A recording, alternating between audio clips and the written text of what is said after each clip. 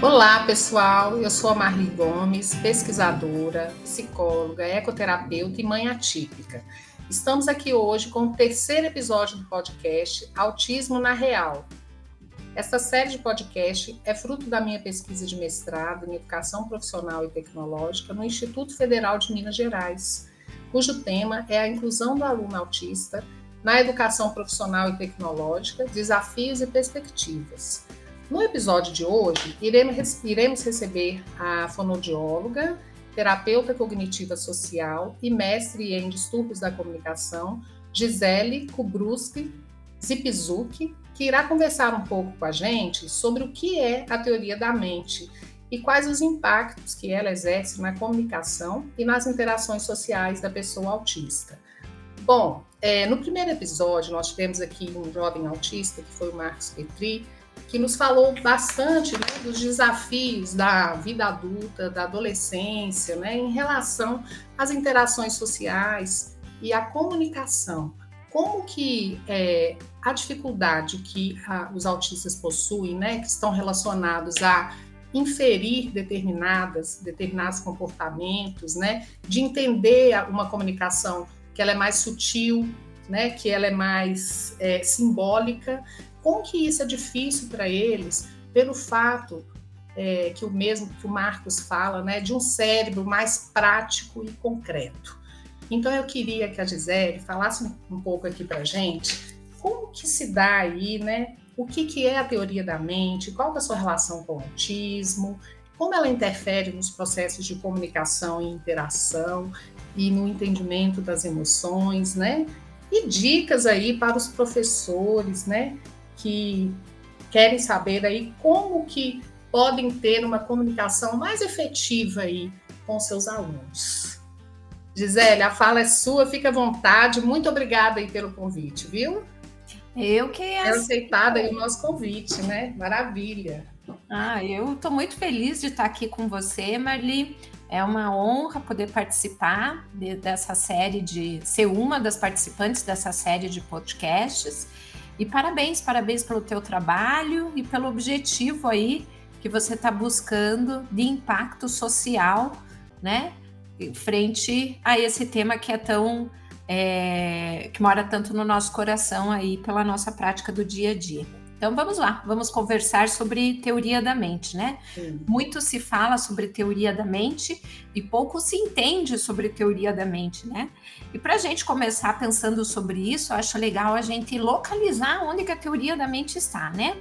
A teoria da mente, ela não é uma linha teórica, como muita gente pensa, né? Ela é uma função cognitiva superior. E ela vai acontecer lá no nosso cérebro. Ela acontece dentro do nosso cérebro.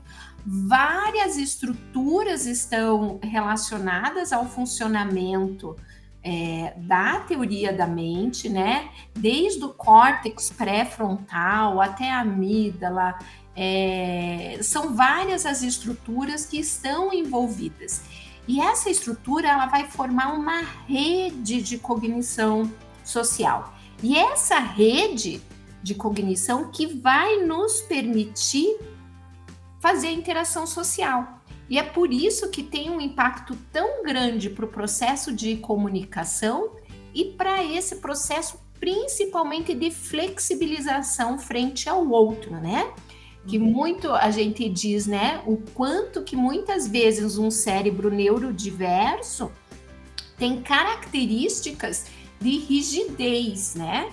Então, a teoria da mente, ela vai estar diretamente ligado a isso. Então, a gente precisa, na teoria da mente, quando toda essa rede de cognição social, ela está em funcionamento, a gente vai identificar os pensamentos, olha que bacana, a gente vai entender o que o outro está pensando a partir daquilo que a gente está pensando e os sentimentos que estão envolvidos aí, né? As emoções que estão permeando esses pensamentos, isso que está acontecendo no momento, né? Então, localizamos aonde é que acontece a teoria da mente, que é uma função cognitiva superior, com o envolvimento de várias estruturas cerebrais e que, por definição, ela vai ocorrer e ela tem uma base essencial para a interação social, porque eu identifico no outro o pensamento dele, né? E identifico através do que eu estou pensando, o que o outro pensa, e assim a gente também consegue captar as emoções, né? E daí, mas por que isso, né? Vamos aprofundar um pouquinho, Marli, por que isso impacta tanto, né, para o processo de comunicação em relação aos nossos amigos do TEA, né? Então, assim, quando eu não consigo pensar, né, para mim tá muito difícil pensar o que o outro tá pensando, eu não vou entender o que o outro tá falando para mim, né? Porque eu preciso... Então, uma das coisas que a gente vai fazendo, e vai fazendo naturalmente, né?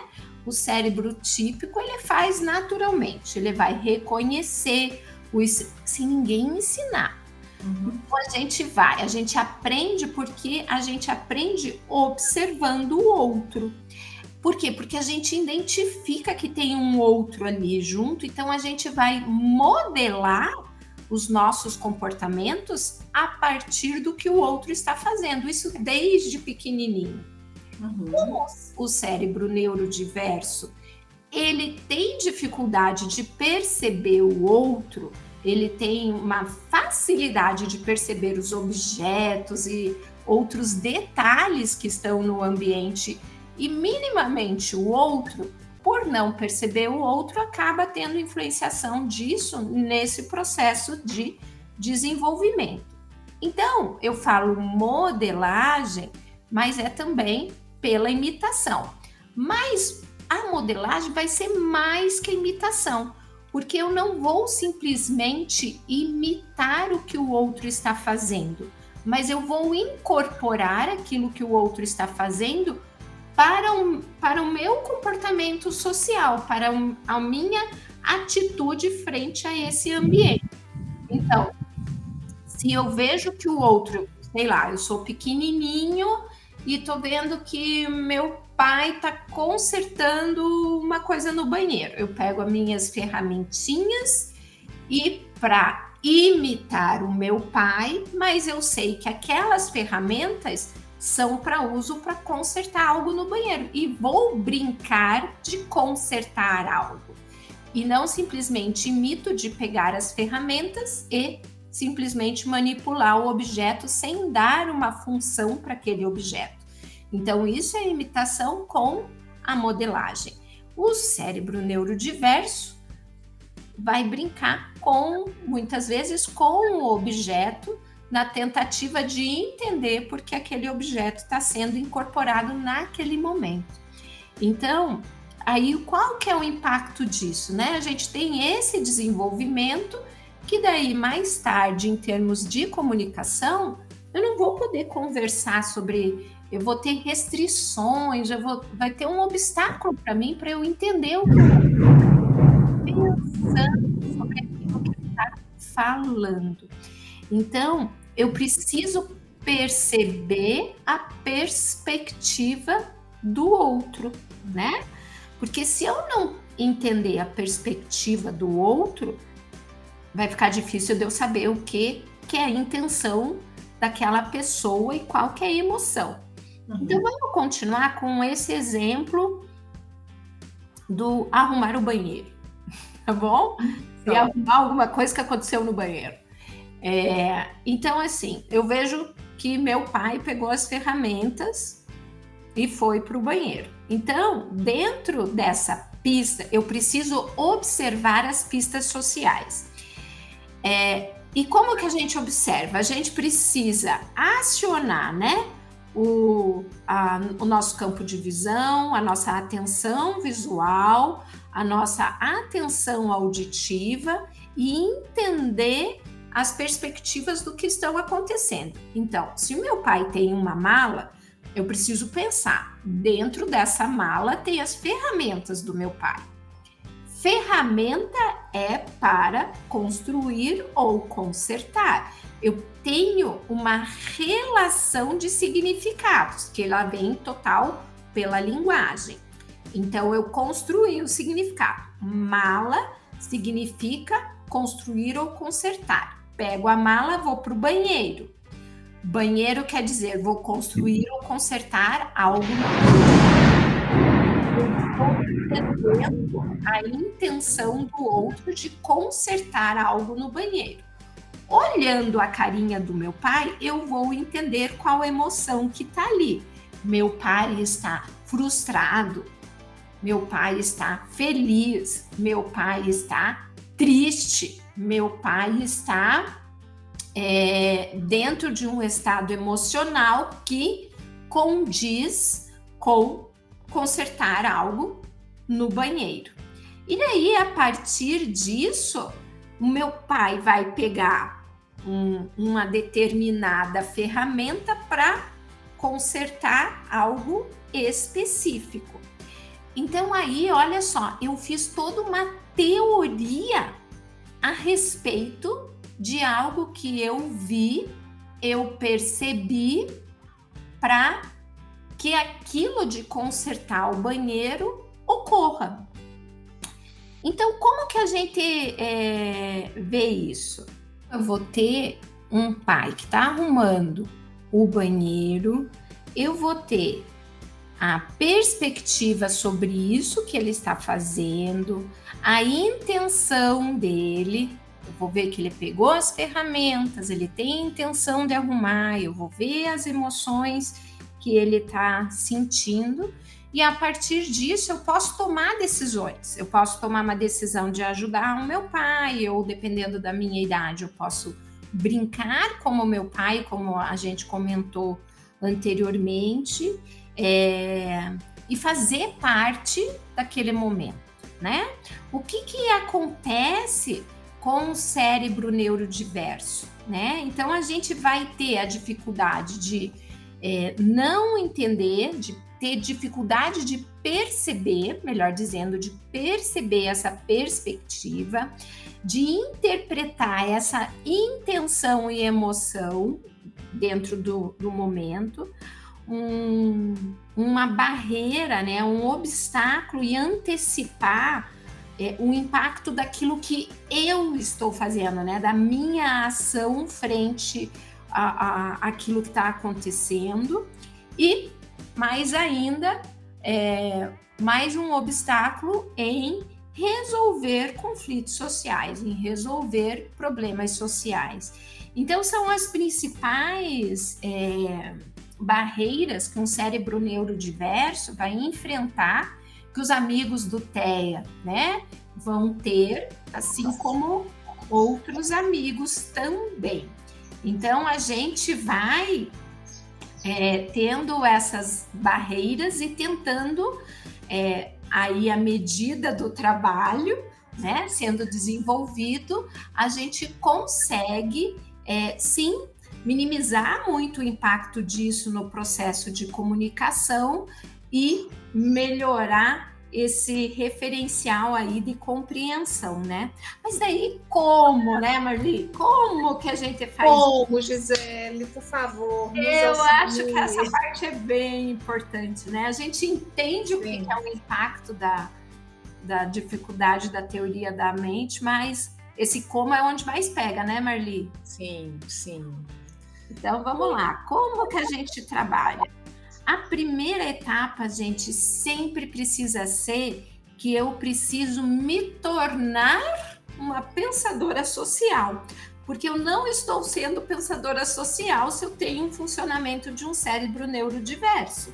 Então, eu preciso entender estas pistas que estão escondidas, e aqui eu vou dizer que é entre aspas, são pistas que estão escondidas no meu ambiente social e nas pessoas que estão nesse ambiente. Então, eu preciso pensar socialmente e pensar o que o outro está pensando.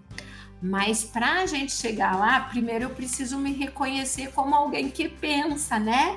Que é antes da teoria da mente. Então, primeiro, eu preciso me reconhecer como um ser pensante. E um ser que tem suas emoções, sua maneira de se comunicar, seus gostos ou desgostos e suas preferências, que pode ser um super hiperfoco ou pode ser uma total restrição a algo, mas esse é o meu jeito de ser, e tá tudo bem, porque cada um tem seu jeito de ser, né? Então, vamos lá. Se eu sei quem que eu sou, eu vou. Vamos lá, vamos elaborar como que o outro é. E para isso, a grande habilidade envolvida é o visual, né? Porque eu preciso olhar, eu preciso observar este ambiente e eu preciso observar as pessoas que estão nesse ambiente para compreender o contexto social. Olhando para isso, eu vou entender que se eu for num consultório de um dentista, eu tenho regras que são só de ir em consultórios. E também, se eu for numa festa de aniversário, são outros tipos de regra.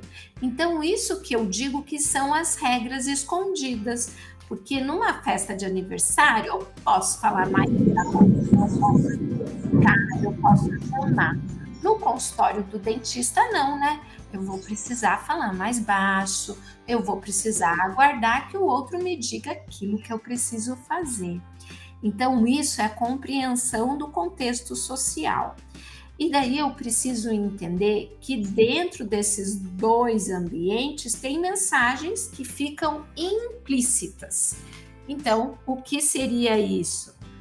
Que se eu sou convidado a sentar através de um gesto na cadeira, isso é uma mensagem.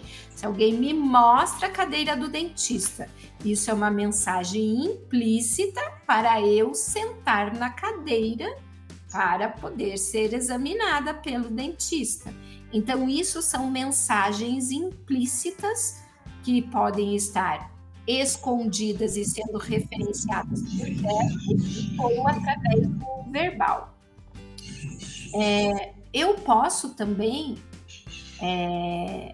trabalhar com a antecipação de respostas. E como que isso acontece? Eu tenho que entender que quando o outro está falando, eu preciso esperar o outro falar para assumir meu turno de falar.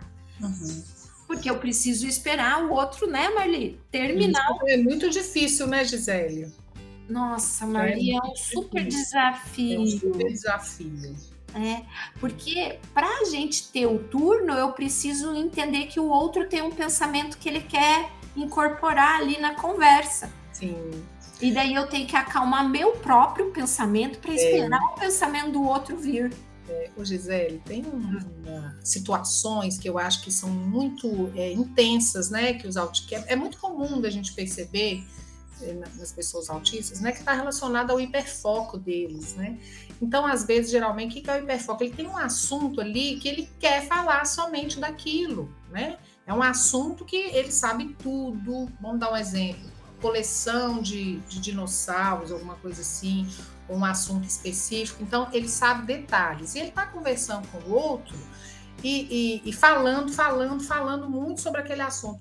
E como a questão da teoria da mente, né, que é essa dificuldade de intuir, de inferir o pensamento do outro, para ver o que o outro está pensando e a emoção do outro, às vezes a pessoa está lá com aquela cara, tipo assim, pensando, ai, que tédio, eu não aguento mais escutar esse assunto. Mas a pessoa autista, ela não está tendo essa percepção, né? Não. Que o outro está de saco cheio daquele assunto, né? Então, isso eu acho que é um exemplo muito prático, assim, que a gente vivencia. Eu sou mãe, né, de autista, meu filho é um adolescente, então eu vivencio isso todos os dias, né, com o assunto, com o hiperfoco. Aí eu auxilio ele nesse direcionamento, né? Agora vamos pensar junto comigo nesse assunto tal que a gente está conversando. Eu preciso de auxiliá-lo para ele voltar para o contexto que a gente está conversando. Porque senão ele não está fazendo isso por falta de educação. Não. É por essa questão mesmo, dessa percepção, né, do outro. Né, de entender que o outro quer falar naquele assunto que a gente está conversando, e não no assunto do hiperfoco dele. Eu acho, né, eu vivencio isso e eu vejo assim, um grande desenvolvimento, né, com a aplicação da terapia, né, que a gente vai trabalhando com eles, de fazer com que ele perceba o mundo dele, né, como você colocou muito bem, né, essa autopercepção e pensar no outro também, né? Olha, o outro, tô vendo que o outro tá com cara assim que já tá cansado desse assunto, né? Então, é por aí, né? É bem nisso, Maria. É perfeito isso que você colocou, porque nos dá exatamente um exemplo prático do que acontece, né? Eu preciso olhar no rostinho do outro e perceber que o outro talvez não esteja tão interessado nos meus dinossauros quanto eu sou interessado no dinossauro. Então, para isso, eu preciso pensar, olhar o rosto, ver a emoção de tédio, né, no rostinho do outro, e pensar que aquele tédio que eu estou vendo no rosto está me mandando uma mensagem de que o outro não está interessado no meu dinossauro. Uhum. E daí, para isso, eu preciso resolver, porque se comunicar é resolver problemas. Então, se eu identifico no outro que ele não está interessado no meu assunto, eu preciso trocar de assunto. Eu preciso pensar, você quer conversar sobre outro assunto? Você está tendo outra ideia? E dar voz para o outro também. Só que para isso, a gente precisa entender justamente essas etapas, né? De olhar, de entender o que é emoção. Por incrível que pareça, nem sempre, né, todos os cuidadores, todos os pais, todos os educadores, né, trabalham essas questões de emoção. Às vezes a gente fica só com a emoção básica, né? Tá com tristeza, tá com alegria, tá com nojo e tá com medo. Mas a gente tem uma complexidade de emoções muito maior que isso e que vai sim ter uma qualidade melhor para o meu processo de comunicação. Então eu vou olhar, eu vou perceber qual que é essa emoção do outro, eu vou entender o que o outro tá naquele ambiente querendo fazer, e que se ele tá com uma bola na mão e eu quero falar de dinossauro, eu vou ter uma pista de que ele quer brincar de bola. E que a gente pode, de repente, misturar a ideia, já que eu falei bastante de dinossauro agora, eu posso brincar de bola com meu amigo porque eu tenho uma pista que se ele tá com uma bola na mão, ele quer brincar de bola. Então, a gente observando isso, a gente vai tendo essas pistas e podendo, sim, inferir melhor sobre aquilo que precisa ser feito. E outra parte que foi sensacional do que você comentou é justamente isso. E essa é uma dica ótima, gente. Vocês, quem está escutando a gente, no momento que o seu amigo do TEA, né, com TEA, do TEA, dependendo de como você vê isso, muda o assunto ou quer ir para o assunto do hiperfoco, voltem para o assunto da conversa. Olha, agora aqui a gente está conversando sobre tal coisa. E daí continua o assunto. Vamos pensar sobre flores. A gente não está pensando sobre dinossauro, a gente está pensando sobre flores. E foca naquilo que é o momento. Vamos pensar em flores. Para o amigo continuar o assunto das flores como aquilo que é o que está fluindo, porque teoria da mente é a gente entender as regras que estão escondidas no ambiente, entender qual que é o nosso papel em relação a isso, a pensar sobre o outro, né? E adotar essa perspectiva para melhor compreensão do grupo. Porque daí sim eu vou fazer parte do grupo. Exatamente. E eu estou pensando junto com o grupo. Eu não vou ficar à margem do grupo. Eu penso junto. Eu acho que é um grande desafio, né, Gisele? Mas que fica uma dica muito legal para os professores, né? Porque eu imagino que o hiperfoco, muitas vezes, né, os colegas, os professores têm essa dificuldade, né, de dar continuidade, né, a uma conversa, justamente porque aquela pessoa ela quer se manter somente no assunto aí do hiperfoco. E muitas vezes as pessoas ficam até sem saber o que ela faz, e geralmente termina aquela conversa, né, não dá continuidade. E aí, quando a pessoa fala, não, deixa eu. Essa dica que você deu é muito importante, né? Porque eu estou ajudando aquele aluno, né? Estou ajudando aquela pessoa autista a ela voltar, ela tá junto comigo dentro desse contexto, porque se é uma dificuldade que eles possuem, né? Eu entendendo isso, né? Porque não é falta de educação dele, que ele está me interrompendo, que ele só quer falar do assunto dele, não é isso, né? Que se trata. Mas que é um funcionamento ali do cérebro, né, da pessoa autista. Então, a pessoa ela pode auxiliar esse aluno, né? Vamos pensar junto, né? Vamos voltar aqui para o assunto, no nosso contexto. Depois a gente continua esse assunto aí da sua do seu interesse, né? Isso tudo. E isso com muita sutileza, com muito respeito, né, Gisele? Que eu acho que isso é muito importante. E o professor, o colega, vai estar auxiliando, né, esse aluno a melhorar a qualidade nas interações dele, né? Isso é muito importante a gente entender isso, que não é por uma falta de educação, não é por causa de né, que eu não quero falar do assunto do outro, né? Eu acho que esse é o ponto, para mim, assim, um dos mais importantes. E a gente não cai nas questões do preconceito, né? Nem vou... Porque muitas vezes acaba caindo, nem vou conversar com ele porque ele só quer falar de dinossauro, ele só quer falar enfim, de outro assunto que seja o assunto predileto ali. E a gente precisa entender, né, que o cérebro neurodiverso, ele tem prazer em falar das questões do hiperfoco, né? Uhum. Então é um prazer e muitas vezes não é um prazer para divulgar aquela informação que eles sabem, mas é um prazer de repetir isso para eles mesmos. É, né? Como se fosse uma regulação, né? Que a gente viu aqui das estereotipias, né? Que é uma regulação emocional ali, né? Que a estereotipia me ajuda a me organizar. Às vezes, repetir o mesmo assunto pode se tornar uma regulação também, né, Gisele? Também pode ser a regulação. E daí isso faz com que, muitas vezes, eu não pense no outro, e sim no meu próprio prazer.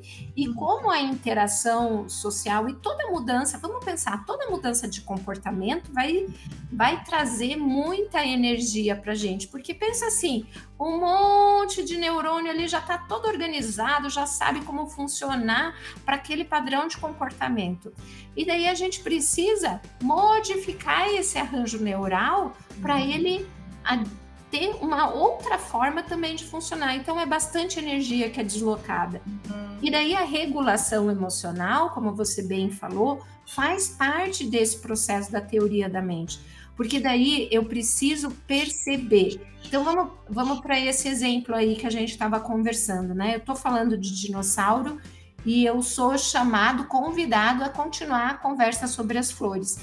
Eu preciso me regular emocionalmente. O que isso quer dizer? Que eu estava falando de algo que eu gosto muito, que eu tenho prazer em falar. E daí eu tô muito alegre, muito contente, muito feliz falando sobre isso. Daí querem que eu fale sobre flores. Então todo o meu circuito neuronal precisa mudar e eu preciso pensar em flores, que não é uma coisa que é muito prazerosa para mim. E eu vou para outra emoção, que é uma emoção mais de frustração. E o que é eu me regular emocionalmente? É eu não fazer a transição do alegre pro frustrado bruscamente. É eu poder controlar essa mudança de emoção e saber que aquilo vai passar e de que eu preciso estar junto com o grupo e me coordenar junto com o grupo e pensar sobre o que o grupo está pensando, que no caso são flores. Isso é eu me manter regulado. Quando eu tenho uma desregulação, é quando eu mudo de uma emoção para outra emoção, para outra fase energética de emoção. Então, de uma alegria para uma frustração, de uma alegria para uma tristeza. São emoções opostas e que eu não consigo manter o controle daquilo que está acontecendo comigo. E me descontrolo, me desregulo dentro do grupo também. Então, a regulação faz parte desse processo, né, dessa função cognitivo superior, dessa rede de cognição social, que é a regulação emocional, faz parte da teoria da mente. E é interessante, Gisele, que essa regulação emocional, né, ela é aprendida, né? As pessoas autistas, elas vão encontrando técnicas, né, de se autorregular. É muito interessante a gente ver essa evolução, né, de que eu consigo estar em um ambiente que eu sei que vai ter mudanças, né, que o meu cérebro vai ter que ter esse desgaste aí natural para poder fazer essa leitura, né, desse ambiente e modular ali o meu comportamento para diversas situações, né? Mas eu consigo também achar ali caminhos e técnicas para essa autorregulação, né? Isso é muito bacana, né? E eu vejo que o seu trabalho, ele é a base, esse pilar, né, na terapia, fazer com que essa pessoa encontre caminhos para essa autorregulação. E sem falar, né, encontrar ali, entender as pistas, entender que tem muitas formas de comunicação, que não é somente a voz, a fala, né? Eu vou observar pela postura do outro, pela fisionomia dele, né? Ai, fulano de tal, tô achando que ele tá bem cansado. Então, isso era uma coisa que para as pessoas, né, para as pessoas que não são autistas, é uma coisa intuitiva, né? Com uma criança pequenininha lá, ela já aprende, né? Ela chegou ali na igreja, ela sabe como que ela vai se comportar. Ela percebe, ela não vai poder falar alto, não vai poder gritar, essa coisa toda. Que isso, essa função aí cognitiva da teoria da mente, desde a criança, né? 3, 4 anos, isso já vai amadurecendo, elas já vão vendo, né? Que intuitivamente como que funciona, né, as regras sociais. Para a pessoa autista, não. Ela vai ter que aprender, né? Isso. E isso é algo que vai sendo desenvolvido, mas ela precisa dessa ajuda para eu ter interação. Eu, dentro de um cérebro neurodiverso, eu preciso ter a ajuda desse social que me circunda para alcançar a interação social. E o meu primeiro grupo social é a família. Sim. Então, a família, a escola, né? Porque hoje mais tem a idade, as crianças já vão para a escola, né? Para os pais poderem desempenhar suas funções profissionais. Então, o quanto é importante entender que existe uma regra para cada ambiente. Então, a palavra regra é muito importante, né? A criança está num ambiente e está gritando. A gente precisa referenciar para a criança. Aqui a regra é falar baixinho. Aqui a regra é sentar. Aqui a regra proíbe a gente de correr, né? Então, mostrar quais são as regras daquele ambiente. E os nossos amigos do TEA, né, Marli, são ótimos seguidores de regra. Muito bons. Muito bons. Eu admiro muito isso. Existe toda uma disciplina em relação a isso. Por quê? Porque está dito a regra, então eu consigo daí fazer uma percepção em relação àquilo. E daí a gente vai entrando com resolução de problemas, né? De que tudo é algo para ser resolvido. Então, se eu grito no lugar que é esperado silêncio, os outros vão me olhar assim com cara feia. Olhe, veja, a regra aqui, a gente coloca a regra aqui é falar mais baixo. Olha o rostinho do outro que o outro está pensando. Então, assim, a gente pode ir trazendo essa questão de que não só na terapia isso é trabalhado, mas no meu ambiente social. E famílias e escola entendam. Família é o primeiro grupo social, escola é o segundo grupo social. Então, de que eu faço parte. Então, somos todos responsáveis por esse desenvolvimento, né, Marli? Com certeza. E a escola, agora pensando, né, nos jovens, né, esse material educativo, ele é voltado aí para os docentes, né, para a comunidade mesmo acadêmica, né, dos institutos federais, e lá são os jovens, né, os adolescentes que ingressam, né, para o ensino médio integrado. E eu fico pensando assim, quanta mudança, né, que tem para um aluno que está chegando, que estuda o dia todo, são várias disciplinas, tudo ali, tudo cronometrado, né? Eles ficam de 7 da manhã às 17 horas no mesmo local.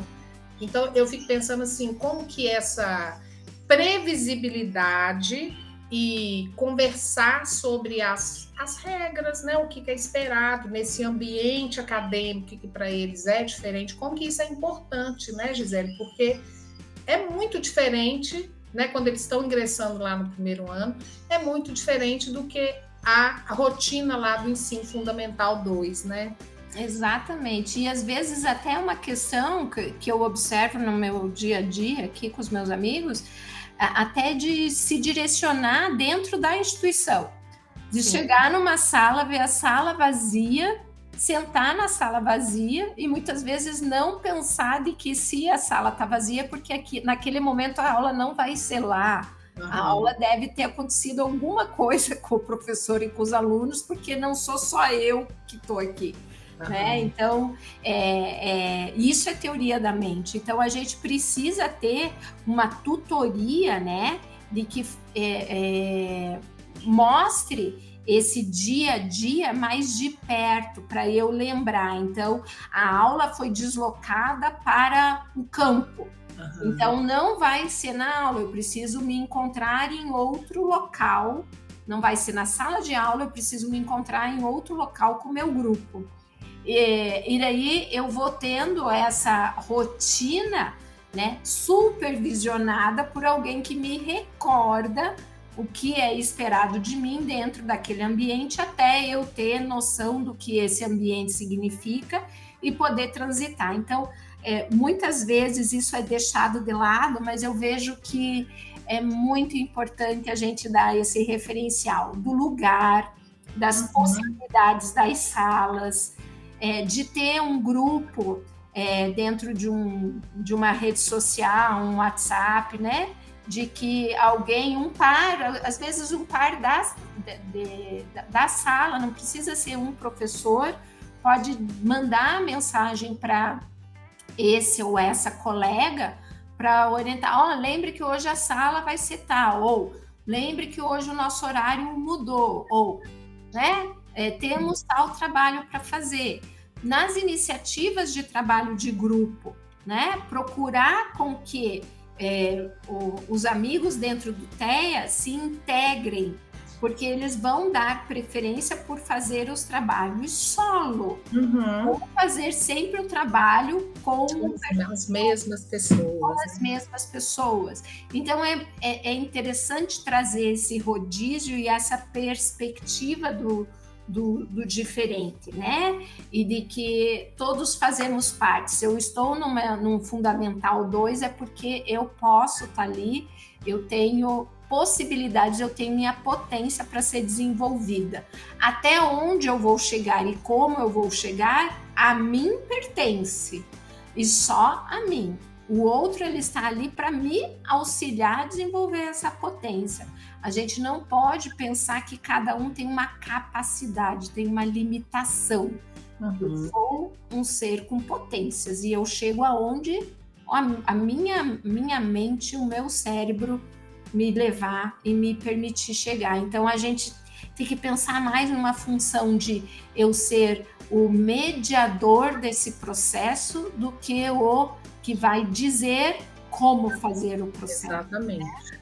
Exatamente. Isso é um ponto. E trazer o hiperfoco. Para quem está escutando, gente, você traz prazer aliado à informação que você está querendo divulgar. Associe, né? Se o meu hiperfoco está em drone, você pode envolver a tecnologia do drone para diversas áreas. Então, como que um drone investigaria o solo? Como que um drone vai investigar, vai fazer parte de um conto?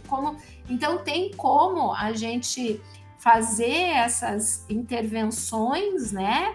Dentro de uma universalidade da informação, trazendo para o específico, né? Mas para isso eu preciso conhecer o meu estudante, eu preciso entender quais são as necessidades dele, e para isso é fundamental conversar com o estudante, porque muitas vezes profissionais da educação só leem relatórios. Gente, conversem com os estudantes. Eles vão dizer para vocês como que pode ser melhor para eles. Qual que é o caminho, né? Qual é o melhor caminho? Ou se a gente tem um nível de suporte maior, vamos fazer isso com as famílias. Chamem as famílias. As famílias são as maiores conhecedoras dos seus amores e elas vão poder também mostrar uma melhor forma de atingir, de trazer o processo de aprendizado para você alcançar realmente o que você quer como educador, né?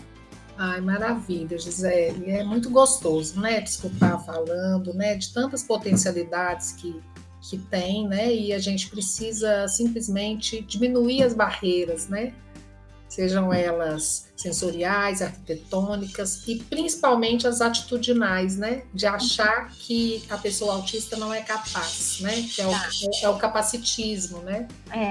Ô, Gisele, agora, infelizmente, a gente está aqui encerrando para o finalzinho do nosso podcast. Está sendo uma conversa super gostosa e proveitosa, né?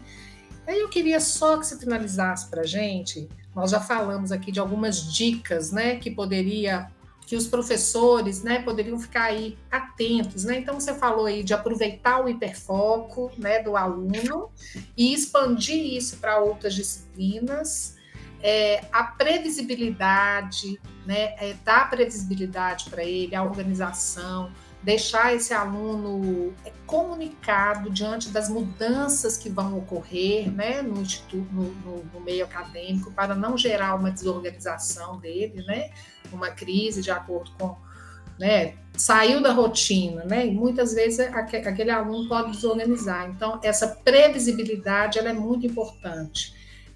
A questão da comunicação com os alunos, né, de que forma que os professores podem se comunicar, né, de uma forma mais objetiva. Muitas vezes a metáfora eles não vão entender muito bem. Exato. O que mais você acha que estaria aí como dica para os professores? Quando a gente fala de comunicação, a gente tem que pensar que a informação precisa ser objetiva e concreta, né? Então, muitas vezes a gente está pensando que a gente está sendo super claro, mas a pessoa que está nos escutando parou na primeira palavra que a gente disse. Uhum. Então, é importante também, por parte do educador, do professor, olhar para o rosto do seu estudante para perceber se ele está entendendo. Informações curtas e em várias etapas, elas são mais efetivas do que uma informação longa. Quando você puder passar de uma informação verbal para algo visual, ou seja, através de desenho, através da escrita e por etapas, você vai estar facilitando de que o outro compreenda, os nossos amigos do TEA, compreendam aquilo que você está querendo atingir ou que ele desenvolva naquilo que é esperado dele. Então, falar concretamente, dar exemplos não é bom. Gente, falem o que eles precisam fazer. Especificamente é isso, tá? Quando você começa a dar exemplos, eles muitas vezes não conseguem acompanhar, porque você corre o risco de trazer o hiperfoco, despertar o hiperfoco, ou fazer com que, por exemplo, eu estava trabalhando com um adolescente meu e a palavra era assaltante, que eu estava falando com ele. E ele entendeu saltante. E, gente, vamos lá, de assaltante para saltante mudou totalmente o contexto, né? E daí isso faz com que eles não compreendam. Mas e como que a gente faz para entender se eles entenderam? Teoria da mente. Como que a gente faz para compreender se eles compreenderam? Pergunte. Então, o que é para fazer? Isso. Então, beleza, vai lá e faz. E quanto mais etapas você fizer, melhor você vai ter um ganho ali de compreensão dessa comunicação que você está transmitindo ali para o seu amigo do TEA. Um ponto importante, gente, é a gente pensar naquilo que invade o cérebro neurodiverso, que são os ruídos, que são a iluminação, são os cheiros, são os pequenos movimentos do dia a dia, os ruídos ambientais do dia a dia, daquilo que não está sendo esperado. Às vezes um mínimo toque, né, de alguém que está passando na minha carteira e fez uma lufa de vento ali, incomoda sensorialmente, né? Traz uma possível desregulação para um amigo do TEA. Então, é importante observar esses pontos também, para que eles também possam se comunicar quando eles estão desconfortáveis naquele momento para desempenhar aquilo que é esperado deles. Então, quanto mais a gente trocar, melhor vai ser para compreender, e daí todos vão alcançar aquilo que desejam, que é o sucesso, né? Chegar ao final do dia tendo ensinado e o outro tendo aprendido, né, Marli? Isso aí, Gisele. Eu acho que foi bem claro, Gisele, assim, essas, né, as dicas ficaram muito claras, que eu acho que são as questões, né, que os professores, que é uma pergunta constante, né, como que eu consigo me comunicar melhor com esse aluno, né? Como que eu vou saber se ele entendeu essa informação que eu passei? E é uma forma tão simples, né? Perguntar para ele, né? O que ele entendeu, né? Isso, eu acho que é o ponto básico, assim, né? A chave de tudo, né? Porque muitas vezes a gente às vezes a gente quer tirar um coelho da cartola, quando na verdade as coisas são, como você falou, são muito mais simples. Simples. Pergunte para ele, né? Assim, ele vai te responder da forma, né, que se entendeu, se não. Pela resposta você vai saber que não entendeu completamente, né? Vamos fragmentar essas informações então, vamos usar pistas visuais se for necessário. Se for deixar, a gente fica aqui até amanhã conversando, né, Gisele? Dando exemplos, mas a gente está aí com o nosso tempo já estendido, né, Gisele? Eu quero te agradecer imensamente aí pela participação aqui comigo desse episódio, né? É um bate-papo mesmo voltado para o entendimento, né, dessa função cognitiva tão importante que é a teoria da mente, e também numa linguagem que os professores consigam entender e consigam melhorar suas práticas educativas com os alunos autistas. Obrigada, Marli, pelo nosso momento juntas, por esse bate-papo tão gostoso, e sucesso aí no seu podcast, e o meu abraço fraternal para você e a todos aqueles que vão nos escutar aí. Que seja um ótimo contributo aí para o seu fazer profissional. Ótimo, Gisele. Então, estamos aqui nos despedindo, né? Um abraço aí a todos os ouvintes e em breve teremos aí outros episódios aí do podcast Autismo na Real.